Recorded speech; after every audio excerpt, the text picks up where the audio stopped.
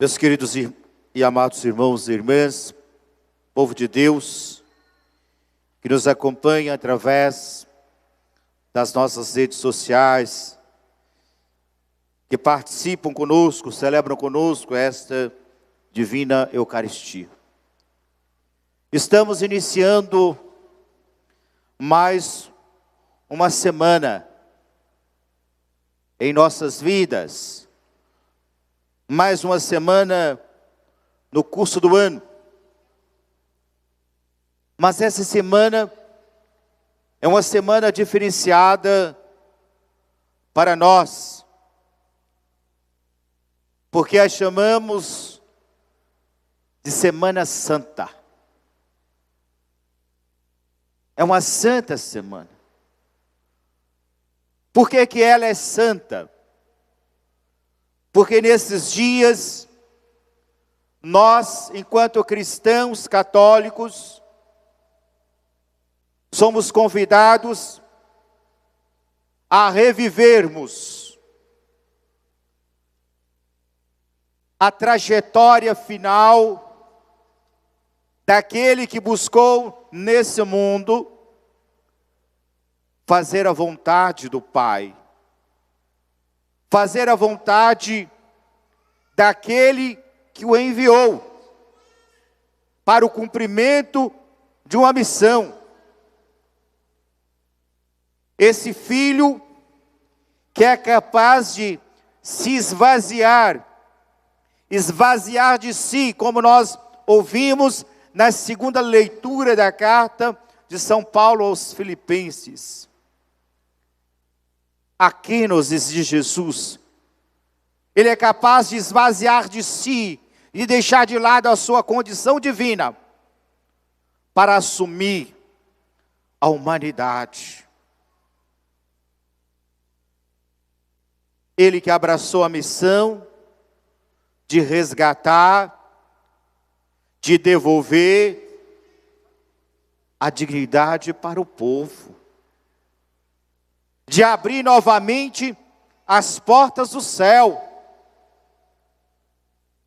para que todos nós alcançássemos, como alcançaremos, a nossa salvação. E para isso se cumpriu a profecia.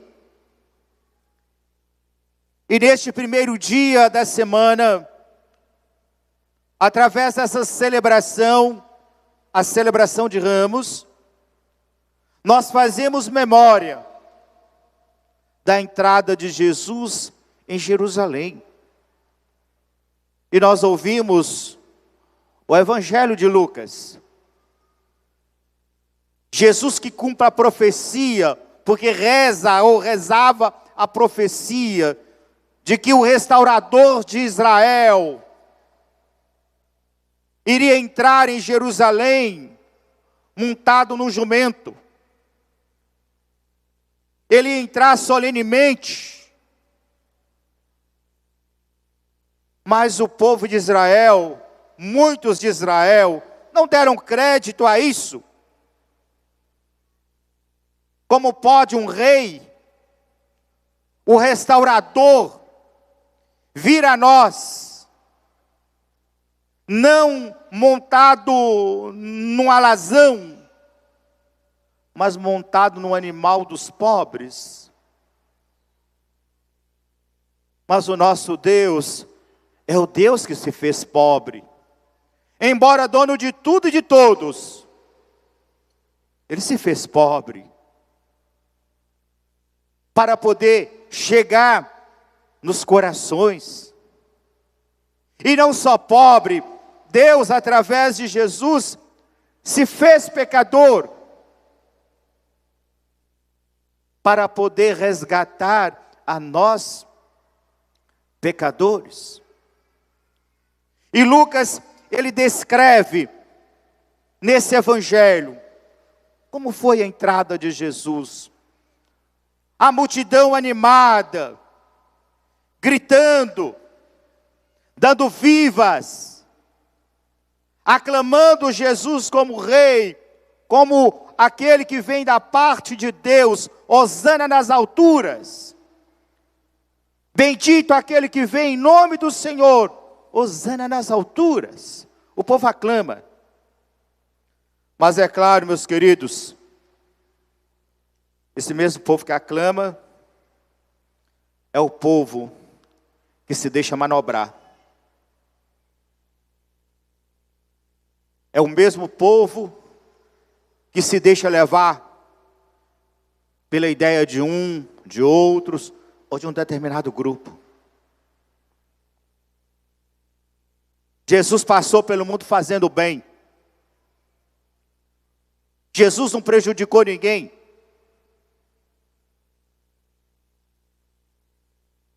Jesus não prejudicou ninguém.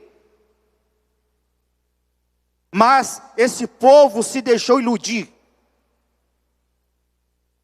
E esse mesmo povo que aclamou Jesus na sua entrada triunfal em Jerusalém, é o mesmo povo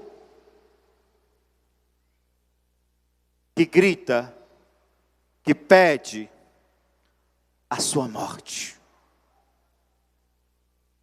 E por que matar Jesus? E aí, ouvimos a narrativa da paixão, também extraído do Evangelho de Lucas, que nos dá o passo a passo das acusações, do julgamento e da sentença aplicada a Cristo. Vejam bem a acusação. Achamos este homem fazendo subversão entre o nosso povo,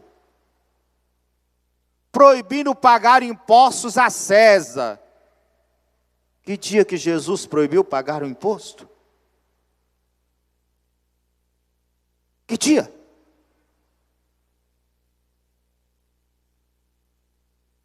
Certa vez perguntaram a ele, é lícito ou não pagar o imposto a César? O que Jesus respondeu?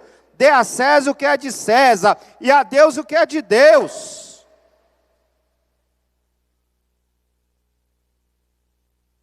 Diferenciar aquilo que é do mundo e aquilo que é de Deus.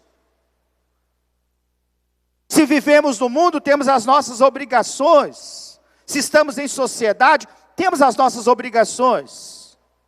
Mas é preciso saber diferenciar o que é de Deus e o que é do mundo. Afirmando ser Ele mesmo Cristo, o Rei. O que é o Cristo? É o ungido, é o consagrado. E de fato Jesus é o consagrado, é o escolhido de Deus. E Jesus nunca negou isso. Jesus nunca negou a sua realeza. Que ele veio de Deus e para Deus ele haveria de voltar. Ele nunca negou. Mas falsamente o acusam. Ele agita o povo, ensinando por toda a Judéia, desde a Galileia, onde começou. De fato, Jesus agitava o povo. Quando faltava pão, ele dava pão. E o povo acorria para lá. O povo ia atrás dele. Era um agitador, sim. Onde não tinha saúde, ele estava lá curando. Agitava, sim, um grande agitador. Para poder melhorar a vida do seu povo, a vida da sua gente. Por que matam Jesus? Porque ele fez o bem. Porque de fato ele é a luz. E quantos se incomodam com a luz? Porque de fato alguns vivem nas trevas do egoísmo, da ganância, da busca exacerbada do poder. E pelo poder fazem qualquer coisa. Vejam bem, essas figuras, Pilatos, Herodes, que há muito tempo queria ver Jesus, tinha curiosidade. Somente curiosidade. Faz algumas perguntas, nos diz Lucas, Herodes faz algumas perguntas para Jesus. Mas como se diz, não se atira pérolas aos porcos. Não se joga pérolas aos porcos. Diante de Herodes, somente o silêncio. Somente o silêncio. Mas isso não basta. É preciso humilhar. É preciso humilhar.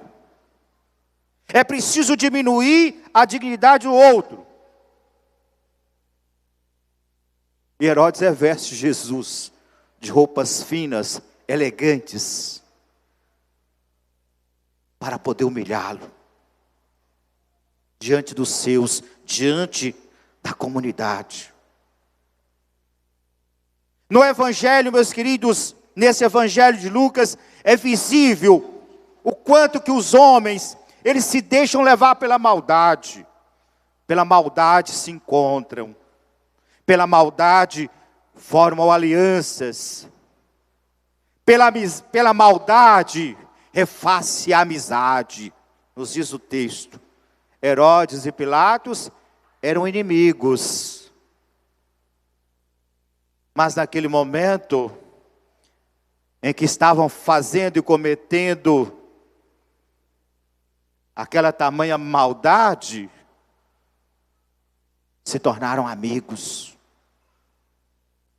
Se tornaram amigos. Como se não bastasse a figura de Pilatos,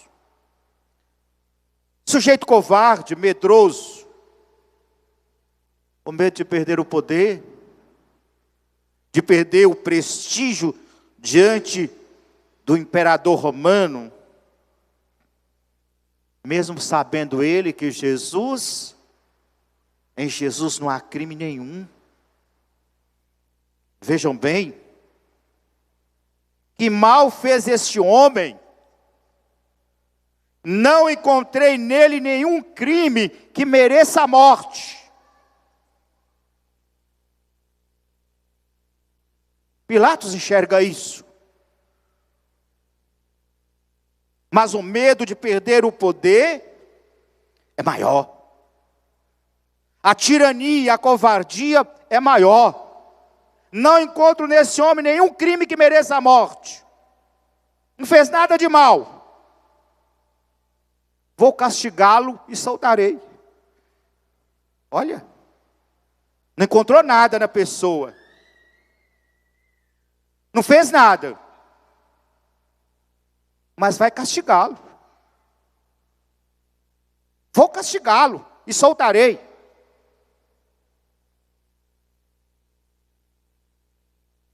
É a postura de Pilatos. Meus queridos, infelizmente, aquela multidão que aclamou Jesus, e que pediu a sua morte, não é diferente, muitas vezes, dos nossos tempos. Não é diferente. Quantas vezes nós dizemos que seguimos Jesus, mas comungamos com ideias de morte.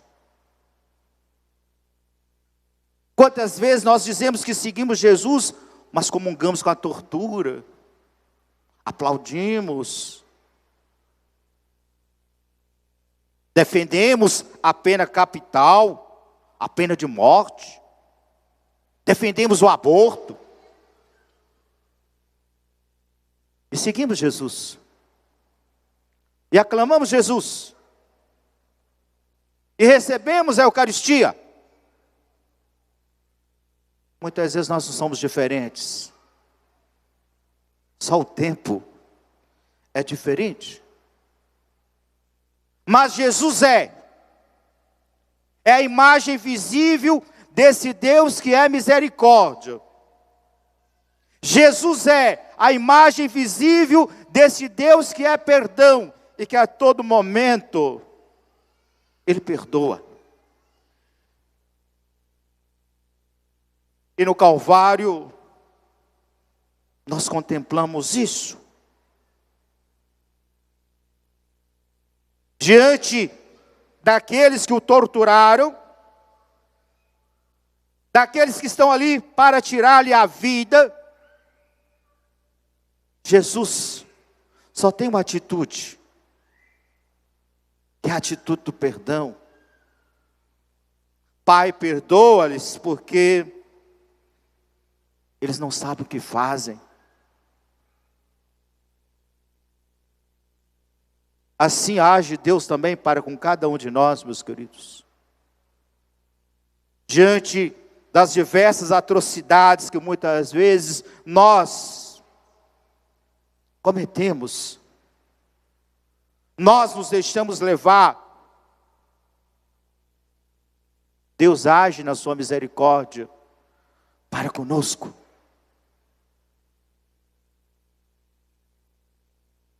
E diferentemente de nós, que ficamos muitas vezes no discurso,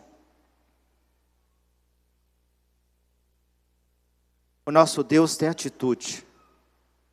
Durante a quaresma nós lemos em um domingo a parábola do filho pródigo, no outro domingo nós lemos o evangelho daquela mulher que foi levada a Jesus porque estava cometendo adultério. A teoria e a prática. Jesus vivia o que ele falava. E viveu até o último momento, mostrando a misericórdia divina. É no alto da cruz, crucificado em meio a 2 ladrões, que Jesus mais uma vez revela a sua atitude. Atitude de perdoar, atitude de acolher, atitude de dar oportunidade. Aquele ladrão,